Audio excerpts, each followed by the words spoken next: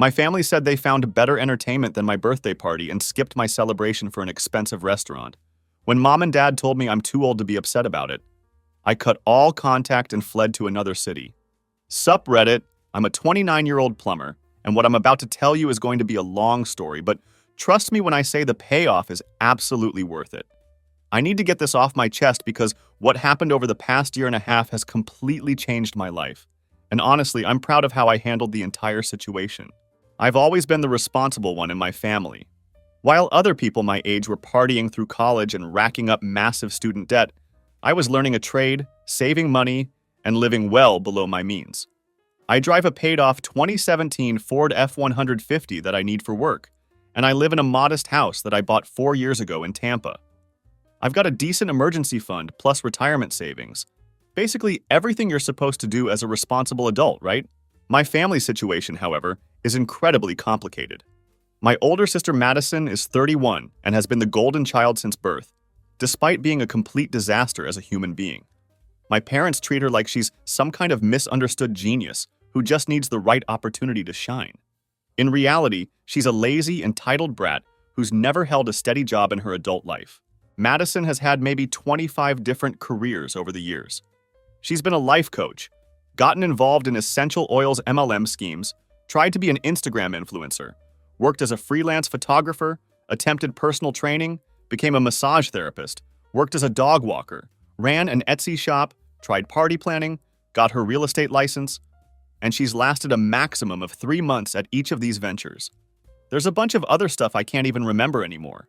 Meanwhile, I've been steadily building my career and reputation in the plumbing industry. I'm the guy people call when they need plumbing work done right the first time. I have repeat customers, solid referrals, and I'm genuinely respected in my field. But to my family, I'm just the reliable one who fixes problems and happens to have money when they need it. The financial stuff started small about 7 years ago. Dad's landscaping business hit some rough patches, and I helped out with a few $100s here and there. It made sense at the time. Family helping family during tough times, right? Madison needed help with rent when her yoga instructor certification didn't lead to the career she expected. Mom's car needed major repairs. This seemed like normal family stuff that happens to everyone. But then it escalated and escalated and escalated some more.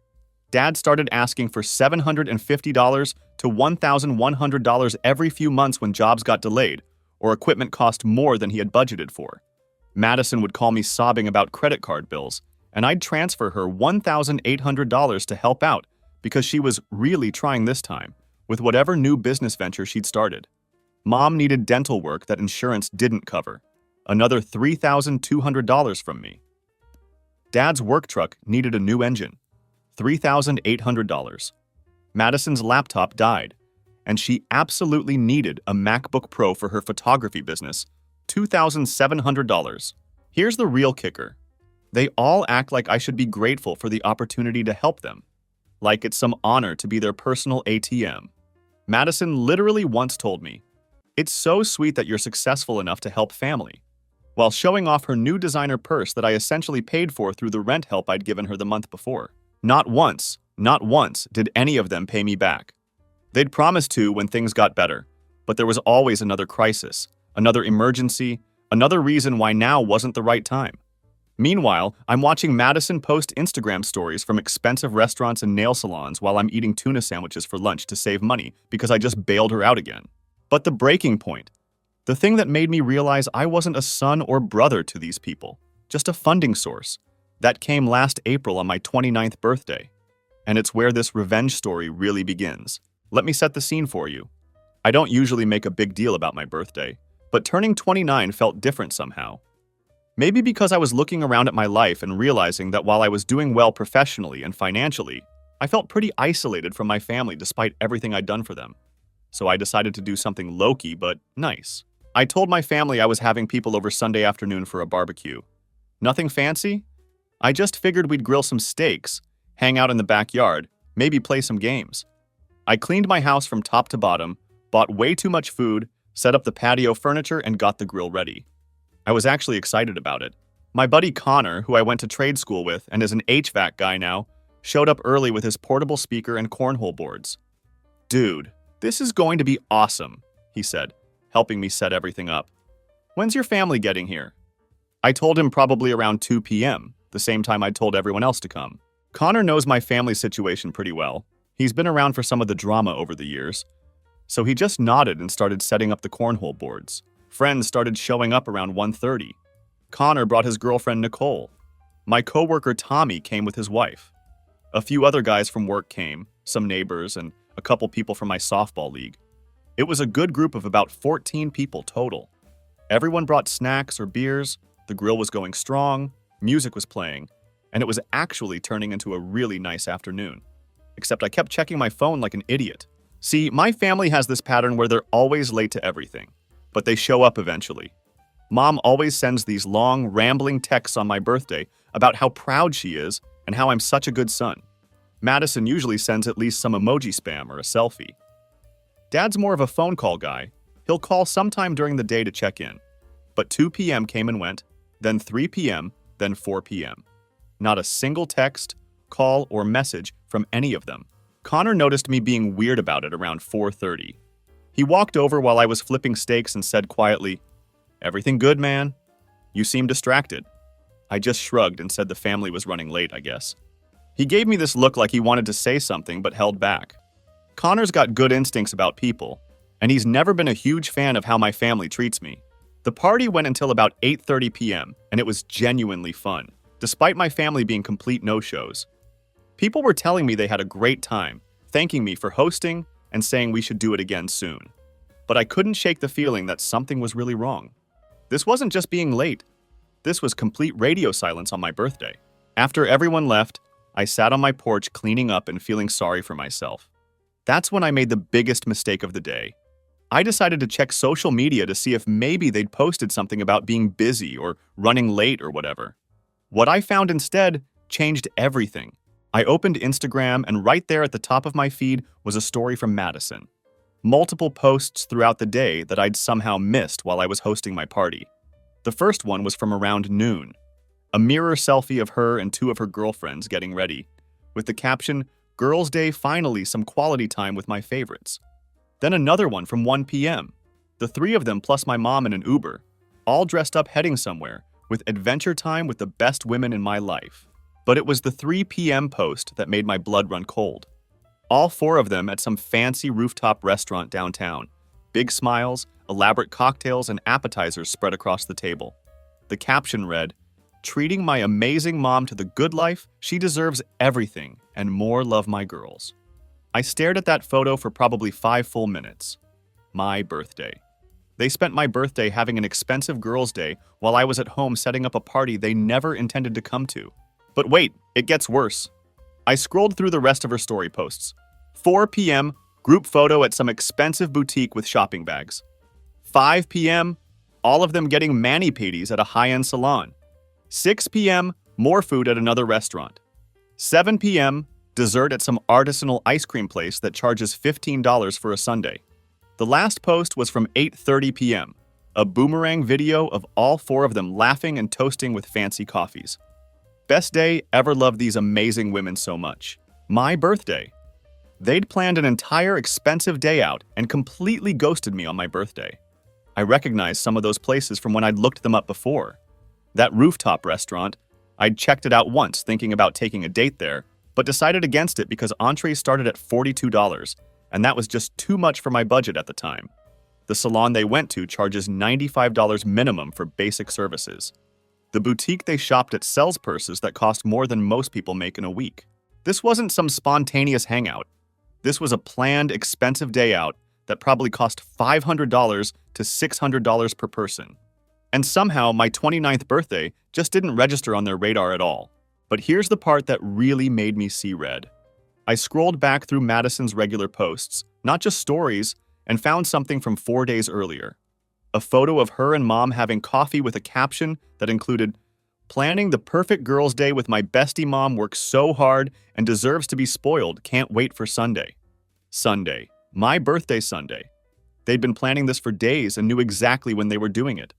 I screenshot every single story post before they disappeared. Then I did something I probably shouldn't have. I started looking into how they could afford all this. That's when I remembered something that made my stomach drop. The emergency credit card. 2 years ago, Madison had called me crying about some car trouble that ended up being a $1,400 repair. She didn't have the money and her credit cards were maxed out. Red flag number one that I ignored. I felt bad for her, so I added her as an authorized user on one of my credit cards with a $6,000 limit, just for emergencies. She promised, "I'll pay you back as soon as I get back on my feet." I'd honestly forgotten about it because she hardly ever used it. Maybe a charge here and there that I didn't pay much attention to. But sitting there on my porch staring at those Instagram posts, I suddenly had a very bad feeling. I logged into my credit card account online and pulled up the statement for the past month. $104.73 at Sephora 3 days before my birthday. $187.45 at some boutique I'd never heard of 2 days before my birthday. $78.90 at a nail salon the day before my birthday. $267.83 at the rooftop restaurant on my birthday. $103.56 at another boutique on my birthday. $148.70 at the high-end salon on my birthday. $63.22 at the expensive ice cream place on my birthday. $52.14 at an artisanal coffee shop on my birthday. Just in the past week, she'd spent over $900 of my money funding her lifestyle. But it got worse when I started going back through previous months. I spent the next hour going through 14 months of statements, adding everything up. The emergency credit card had been Madison's personal shopping fund. Clothes, makeup, restaurants, Ubers, subscription services, gym memberships, groceries, gas. You name it. If it could be purchased with a credit card, she'd bought it with mine. Total damage over the past year. $5,347 of my money spent on everything except actual emergencies. And the kicker? She'd been posting about most of these purchases on social media, often with captions thanking her amazing family for their support. She literally thanked me publicly for funding her lifestyle while simultaneously ignoring my existence. But I wasn't done investigating. I started going through the other accounts and services I'd been paying for to see just how deep this rabbit hole went. That's when I really started keeping detailed records for the first time. I should have been tracking this stuff all along. Netflix showed her watching 3 different shows throughout my birthday afternoon. While I was hoping for a text, she was binge-watching reality TV on my account after spending my money on her girls' day. Spotify showed she'd been listening to music all day, probably while getting ready and during their Uber rides. Amazon Prime showed multiple orders from the past month, all shipped to her address using my free shipping.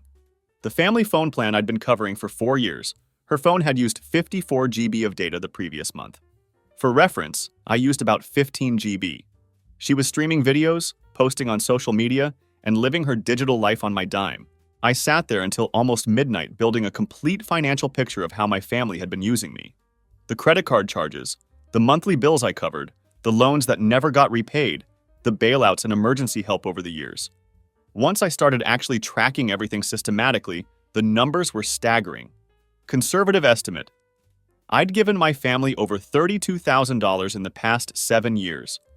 $32,000 that could have been a down payment on a bigger house, or a new truck, or my retirement fund, or literally anything that would have benefited me instead of funding their comfortable lifestyle while they treated me like I didn't exist. That's when something inside me just broke. Not broke like I was sad or devastated, broke like a switch flipping. I wasn't angry anymore. I was cold, clinical. It was time to systematically destroy the comfortable life I'd been subsidizing for years. I started that night and worked methodically through every digital service they had been leeching off me for years. Netflix first. I logged in, went to account settings, and deleted all their profiles. Changed the password to something they'd never guess. Enabled 2-factor authentication to my phone number. Then, just to be extra petty, I changed the account name from Rodriguez Family to Connor's account. Connor would appreciate that when I told him later. Hulu was next. Same process.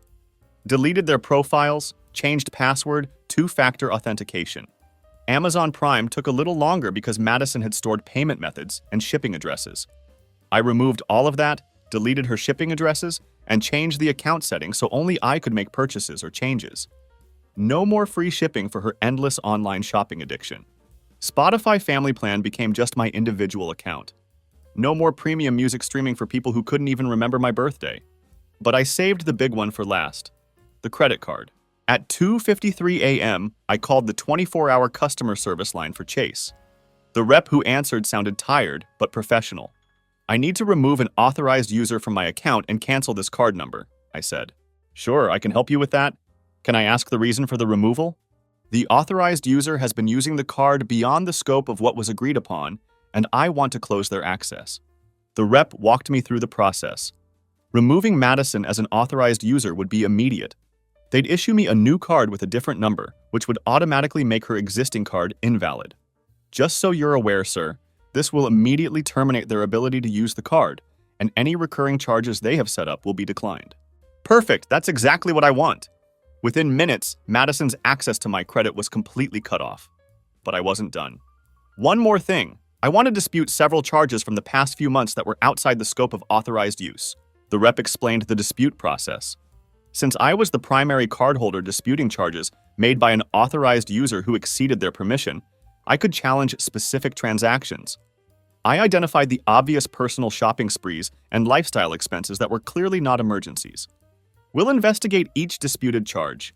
You should see provisional credits for valid disputes within 2 to 3 business days." About $2,700 in provisional credits coming back to me for the most egregious non-emergency purchases. I hung up feeling better than I had in months, but I was just getting started.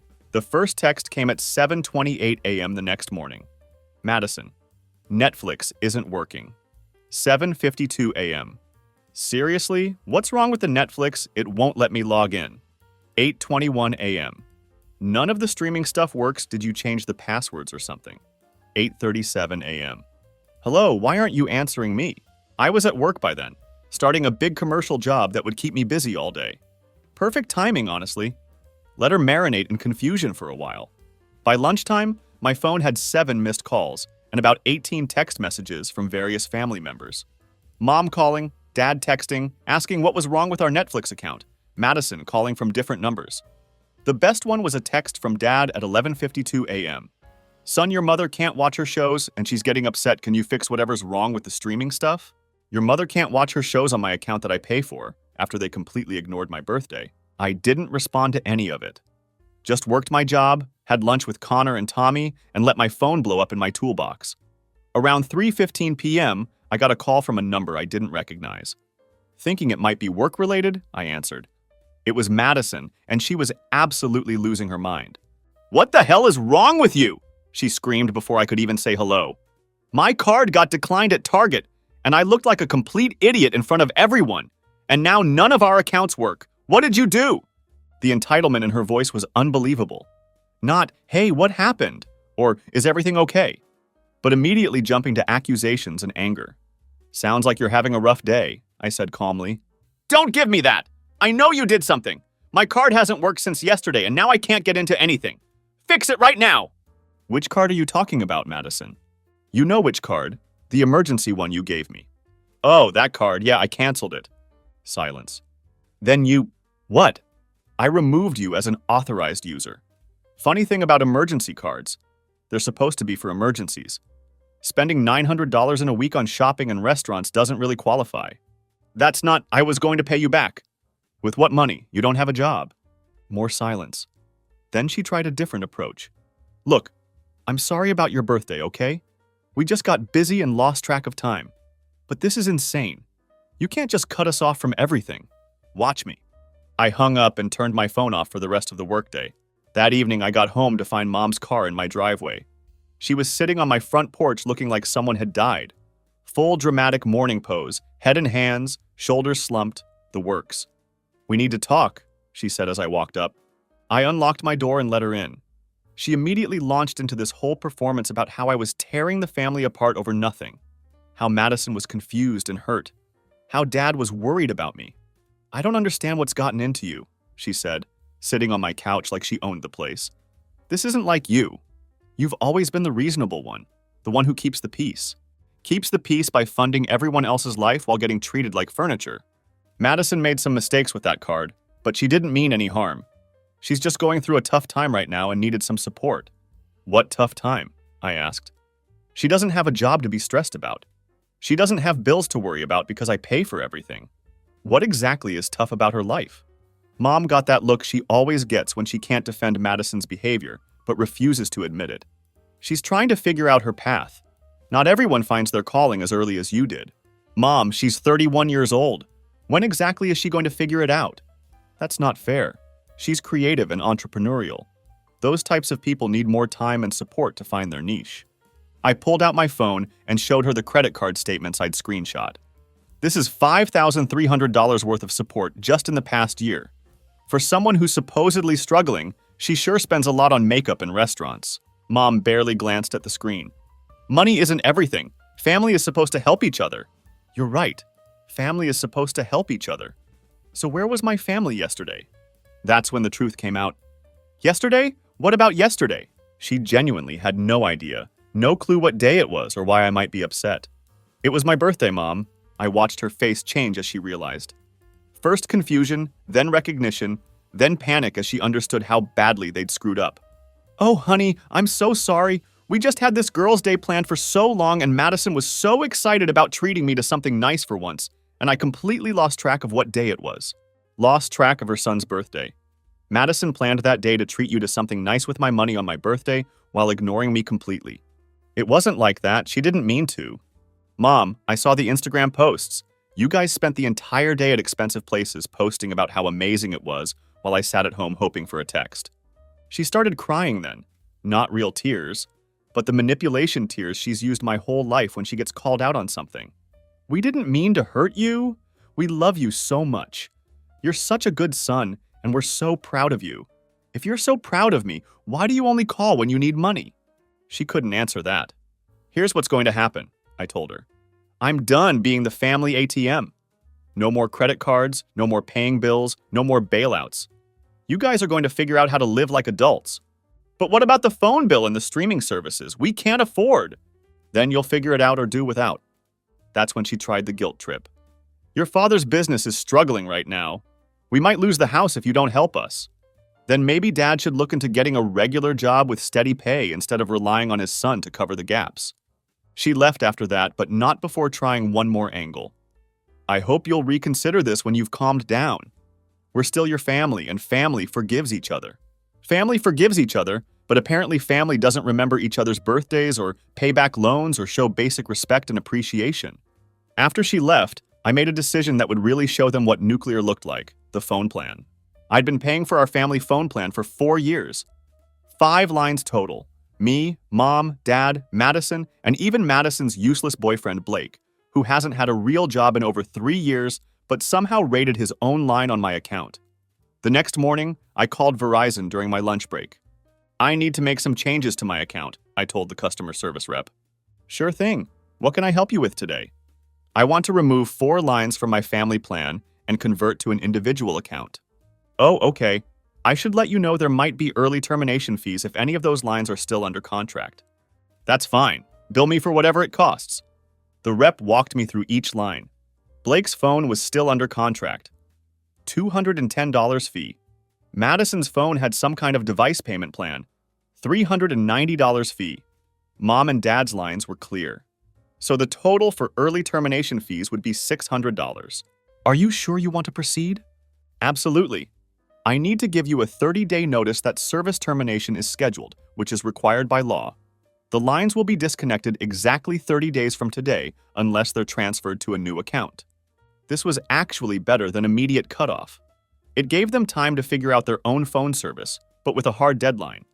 And just to confirm, I'm removing my payment method from those lines starting today, so any new charges will need to be handled by the line users directly. Perfect! The whole process took about 25 minutes. I immediately sent a group text to all of them.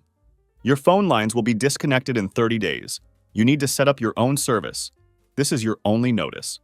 Then I turned off my phone and went back to work. The panic started almost immediately. By the time I turned my phone back on that evening, I had 52 missed calls and countless text messages. Dad's texts were more practical, but equally demanding. We need to talk about this phone situation. This is affecting my business. Customers won't be able to reach me if you cut off my phone. I can't afford $95 a month for phone service right now. Mom sent me an email since I wasn't responding to texts. I understand you're upset about your birthday, and we are truly sorry. But this phone thing is going too far. I need my phone for work at the dental office, and Madison needs hers to look for jobs. Please reconsider this decision. We can work out the other issues, but we need reliable communication. I didn't respond to any of them. Let them figure out what the rest of us adults do. Pay for their own phone service. But I wasn't done. Not even close. I spent the next evening making a comprehensive list of every single account, service, and financial connection I had with my family. Now that I was tracking everything properly, the results were staggering. The loans and bailouts over the years, I had to estimate some of these since I hadn't been tracking properly. Dad's business emergencies, $9,300. Madison's credit card bailouts, $7,600. Mom's medical and dental expenses, $4,700. Car repairs for various family members, $4,300. Rent help for Madison, $6,800. Miscellaneous emergencies, $2,700. Grand total from the loans and other expenses, over $35,400 in direct payments, plus about $680 per month in ongoing expenses, $35,400 and $680 a month to maintain relationships with people who forgot my birthday. That's when I decided to burn it all down. I started with the easy stuff. Logged into Costco's website and removed Mom and Madison from my membership. Called Sam's Club and canceled Dad's membership entirely. Canceled Mom's Weight Watchers subscription. Removed everyone from the family iCloud plan. Then I got to the big one, Madison's car insurance. I called my insurance company and explained that I needed to remove someone from my policy. We'll need to give 30 days written notice for a policy change like this, the rep explained. But I can set it up to take effect automatically at the end of next month. Perfect. Please send the written notice to both my address and hers. Done. Madison's car insurance would go from $103 a month to $264 a month in 30 days, assuming she could even get coverage with her driving record. But the real nuclear bomb was the BMW lease. Madison drives a 2023 BMW X4 that she absolutely cannot afford on her own. I'd co-signed the lease 2 years ago because her credit score was in the toilet, and BMW required a co-signer. The monthly payment was $395 plus insurance plus maintenance, way beyond her means, but she begged and pleaded and promised she was finally getting her life together with her latest business venture. I called BMW Financial Services. I need to discuss options for my situation as a co-signer on a lease where the primary borrower is not meeting the terms of our original agreement. Let me pull up your account. What specifically is the issue? The primary borrower was supposed to maintain insurance and make payments reliably, but they've already lost insurance coverage, and I have concerns about their ability to continue payments. I see. In cases like this, we typically require the primary borrower to requalify for the lease independently or find a replacement co-signer. What would that process involve? We'd need to run a new credit check and income verification for the primary borrower. If they can't qualify independently, they'd have 3 options: find a new qualified co-signer, pay off the remaining lease balance, or voluntarily surrender the vehicle. Let's start that process. 2 days later, I got a call from BMW. Madison had failed the independent qualifications spectacularly. Her credit score had actually gotten worse over the past 2 years, and she couldn't provide proof of steady income because she didn't have any. The primary borrower has 3 options, the rep explained. Find a new qualified co-signer, pay off the remaining lease balance in full, or voluntarily surrender the vehicle. I already knew Madison couldn't do options 1 or 3. She was about to lose her fancy car. 2 weeks after the car situation started, reality began hitting my family hard. Dad called me from his cell phone. He'd apparently borrowed money from somewhere to get a basic prepaid plan for work. Son, I think we need to sit down and work this out. This has gotten out of hand. Has it? Look, I know we screwed up with your birthday. That was wrong and we're sorry. But cutting us off from everything, that's nuclear. You're right, it is nuclear. 32 years of putting my family first, 7 years of paying for everything, and you guys can't even remember my birthday. Nuclear is exactly what this situation called for. We can't afford all these bills on our own. Just the phone service alone is going to cost us $230 a month. Then maybe you should have thought about that before treating me like an ATM. Your mother's crying every day. Madison's about to lose her car. This is tearing the family apart. The family was already torn apart, Dad. I just stopped pretending it wasn't. He tried to negotiate. What if we set up a payment plan? We could pay you back slowly for everything over the years. With what money? Madison doesn't work, your business is inconsistent, and Mom works part-time at a dental office. You'd be paying me back for the next 18 years, assuming you actually stuck to it. So what do you want from us? I want you to leave me alone and figure out how to live within your means like normal adults. 3 days later, Connor texted me. Dude, I just saw your sister at the bus stop on 6th Street. What's up with that? Madison taking the bus. The BMW had been repossessed. Then I heard through the family grapevine, my cousin Derek, who's always been cool, that some interesting developments were happening. Mom and Dad were fighting constantly about money. Madison had moved back in with them after not being able to afford her apartment. Dad was having to turn down landscaping jobs because potential clients couldn't reach him reliably on his cheap, prepaid phone. Mom was working extra shifts at the dental office. Madison had actually applied for jobs, plural, for the first time in years. The house of cards I'd been supporting for 7 years was finally collapsing, and they were being forced to face reality. 3 weeks after the car repossession, my doorbell rang at 8:15 p.m. on a Tuesday. I looked through the peephole and saw all 3 of them standing on my porch, looking like refugees from a natural disaster. I opened the door because I genuinely wanted to hear whatever they were about to say. They looked terrible. Mom's hair was a mess and she'd clearly been crying recently. Madison was wearing clothes I'd never seen before, probably borrowed or from Goodwill since she couldn't afford her usual shopping habits. Dad just looked defeated and exhausted. Can we come in? Dad asked quietly. We need to talk. I stepped aside and let them into my living room. Nobody sat down at first, like they weren't sure if they were welcome to get comfortable. Mom went first, which didn't surprise me. She's always been the family spokesperson when they need something. Honey, we know we made mistakes. Big mistakes. We should have remembered your birthday. We should have been more grateful for everything you do for us. We took you for granted and that was wrong. Standard non-apology, acknowledging mistakes without taking real responsibility. Madison jumped in next. I had no idea I was spending so much on that card. I honestly thought it was just little things here and there. I wasn't trying to take advantage of you. I can get a job and pay you back, I swear. With what skills? Her resume was basically a list of failed business ventures and multi-level marketing schemes. Then Dad tried his approach. Look, son, I know we messed up. We got comfortable and stopped appreciating what you were doing for us. But we're family. Family works through problems together. I just listened to the whole performance. When they were done, I asked them one simple question. If I gave you everything back tomorrow, the credit cards, the phone plan, the streaming services, all of it, what would you do differently? They looked at each other like they were trying to figure out the right answer. Madison spoke first. We'd be more grateful. We'd make sure to include you in things. We'd remember important dates. Mom added, we'd pay you back when we could. Dad said, we'd appreciate you more and not take you for granted. Pay me back when they could. Include me in things. Be more grateful.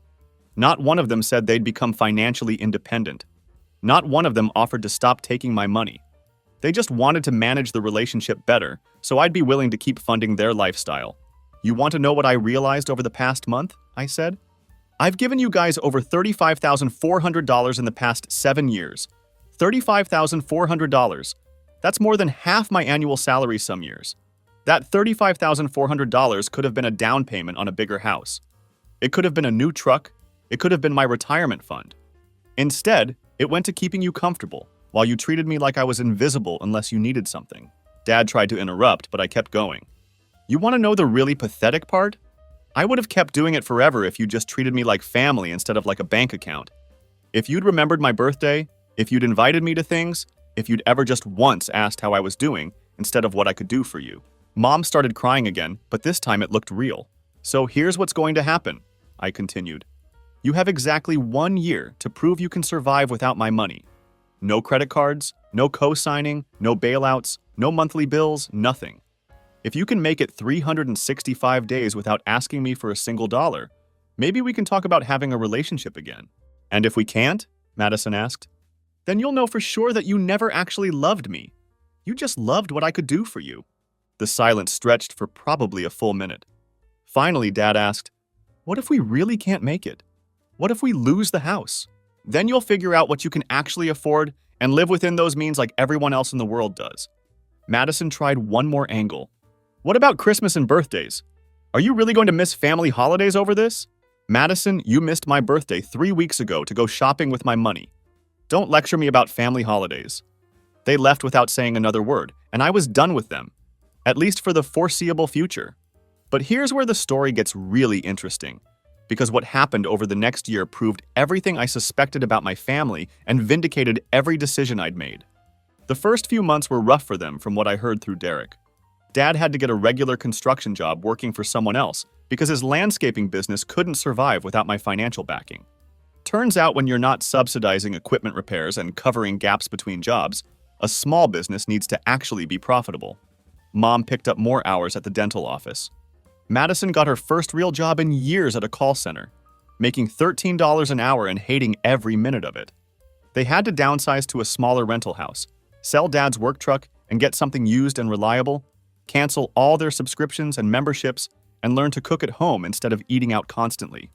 But something interesting happened around month 4. Derek told me they seemed to be adapting. Dad was actually enjoying having steady income and benefits from his construction job. Mom was making friends with her coworkers and seemed happier despite working more. Madison was complaining less about her job and had even gotten a small promotion. They were living like normal people for the first time in years. And according to Derek, they weren't constantly stressed about money anymore because they finally had a realistic budget they could stick to. Month 6 brought the first real test. Dad's used truck needed a major repair that would cost $1,800.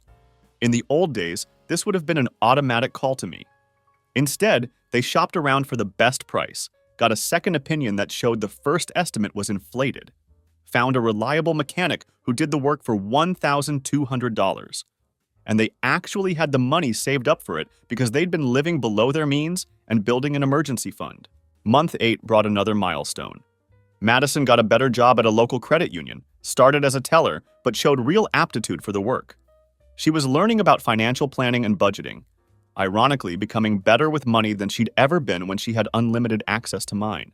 Derek said she seemed more confident and had stopped posting constantly on social media about expensive things she couldn't afford. Month 10 was Christmas. I didn't hear from any of them, which honestly was a relief. But Derek said they'd had a modest celebration at home, homemade gifts and a potluck dinner instead of expensive restaurant meals, and that everyone seemed genuinely happy for the first time in years. No financial stress, no unrealistic expectations, just family time. As the 1-year mark approached, I started wondering if they would actually make it and what I would do if they did. Part of me was proud that they'd figured out how to live independently, but part of me was also suspicious that this was just a long con to get back into my good graces and resume the gravy train. On day 364, exactly 1 day before the year was up, I got a text from Mom. Tomorrow marks 1 year. We made it. We'd like to talk if you're willing. Simple, direct, no manipulation or guilt trips. Just a request for conversation. I agreed to meet them for coffee the next afternoon at a neutral location.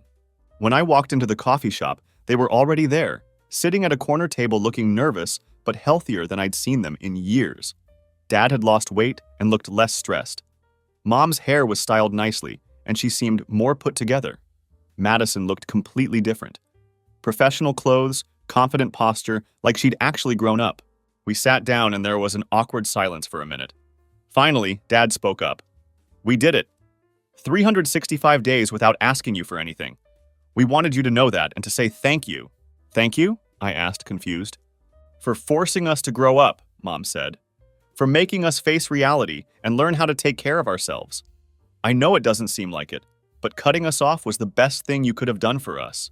Madison nodded. I hated you for months. I'm not going to lie. But getting that job at the call center and then the credit union, learning how to budget and save money and live within my means, I feel better about myself now than I have in years. I'm actually proud of what I've accomplished instead of just coasting on handouts, Dad added. My new job has benefits and steady income. I don't have to worry about whether I'll make enough each month. And your mother and I aren't fighting about money constantly anymore. We're actually happy. I sat there processing what they were telling me. This wasn't what I'd expected. I'd assumed they'd either fail completely or succeed just long enough to get back on my payroll. But they seemed genuinely changed, like they'd discovered something about themselves they didn't know was there. So what happens now? I asked. We'd like to have a relationship with you again if you're open to it, Mom said. But not like before. We're not asking for money or help. We just want our son and brother back. We want to celebrate your birthday next month and actually show up this time. We want to invite you to family dinners that we cook ourselves. We want to be a real family instead of a financial transaction. For the first time in over a year, I felt something like hope.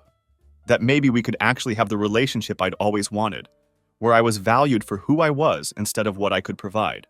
We talked for another hour about their jobs, their new house, their plans.